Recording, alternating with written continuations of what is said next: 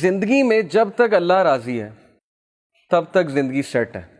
جب اللہ ناراض ہے تو بس سمجھیں کہ ہمارا برا ٹائم شروع ہو گیا.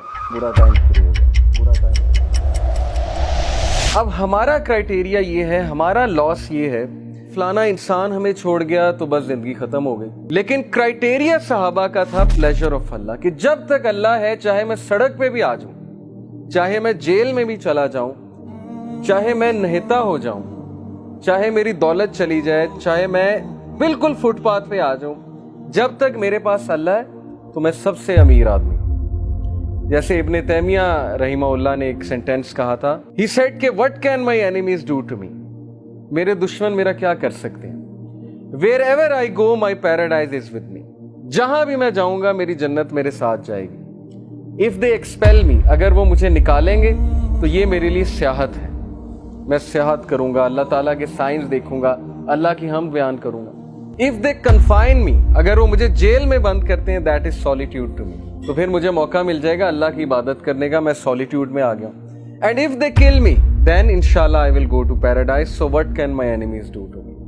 یعنی اس طرح کی امپاورمنٹ, اتنی بہادری, اتنا کریج کہ میرے دشمن میرا بگاڑ کیا سکتے ہیں. ہر جگہ تو میں جنت لے کر جاتا ہوں, wherever I go I carry forward my jannah with me.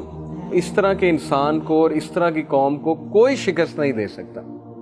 ہم زندگی میں شکست کیوں کھاتے ہیں؟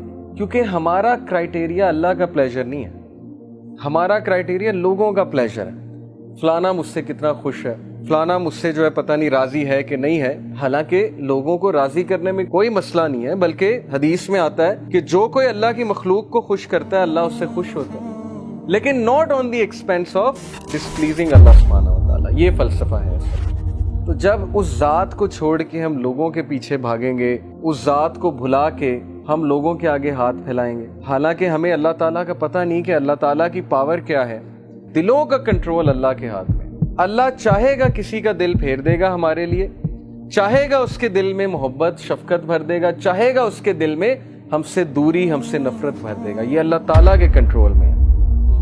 So Prophet صلی اللہ علیہ وسلم said کہ as long as you are not displeased with me then nothing else matters. جب تک اللہ آپ راضی ہیں تب تک ہر چیز سیٹ ہے.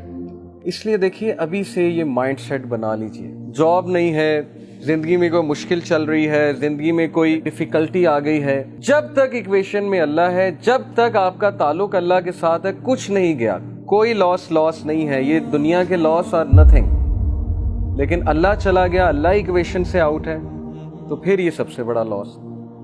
اب یہ سودا پھر آپ نے خود کرنا ہے.